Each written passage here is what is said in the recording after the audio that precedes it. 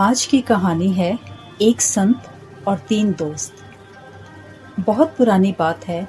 एक बार तीन दोस्त, जिनमें एक राजा का बेटा, एक नगर सेठ का बेटा और एक गरीब मजदूर का बेटा, एक बहुत ही पहुंचे हुए संत के दर्शनों को जाते हैं।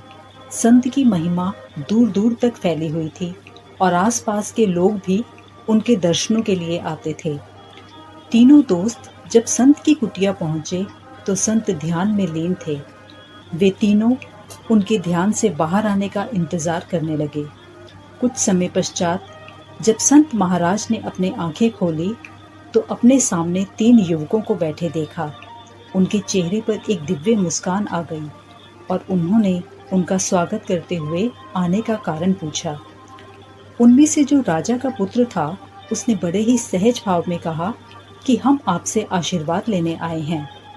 और तीनों ने बारी बारी से संत को झुककर प्रणाम किया।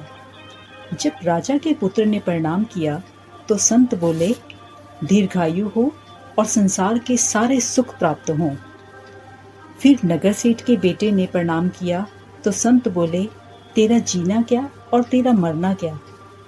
सबसे आखिर में मजदूर के बेटे ने जब प्रणाम किया तो संत बोले, भगवान करे तेरी इसी क्षण मृत्यु हो जाए। इतना सुनते ही तीनों दोस्त सकते में आ गए और एक दूसरे की तरफ देखने लगे। इतने में राजा के बेटे ने बड़े ही विनम्र स्वर में संत से कहा, क्या मैं आपसे एक प्रश्न पूछ सकता हूँ? तो उन्होंने स्वीकृति में अपना सिर हिला दिया। राजा का बेटा बोला, हम तीनों दोस्त एक ही भाव से आपके पास दर्शनों के लिए आए थे, फिर आपने तीनों को अलग अलग आशीर्वाद क्यों दिया?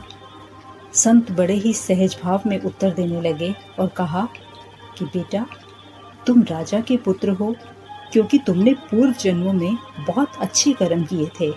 इसलिए मैं चाहता हूँ कि तुम अपने जीवन में संपूर्ण सुखों को भोग कर जाओ। तुम्हारा दोस्त जो नगर सेठ का बेटा है, इसका ध्यान तो हर समय पैसा कमाने में लगा हुआ है और यह जीव परमात्मा से विमुख है। इसीलिए मैंने यह कह दिया कि तेरा जीना क्या और तेरा मरना क्या। पर ये तुम्हारा गरीब दोस्त इस समय अपने कर्मों के शिखर पर खड़ा है।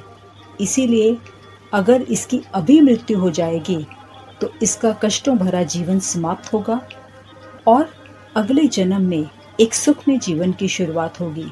इसीलिए मैंने कहा कि परमात्मा करे तुम्हारी इसी क्षण मृत्यु हो जाए। जीवन में हम जो भी सुख और दुख प्राप्त करते हैं, वह हमारे द्वारा बोए गए कर्मों की फसल का ही फल है।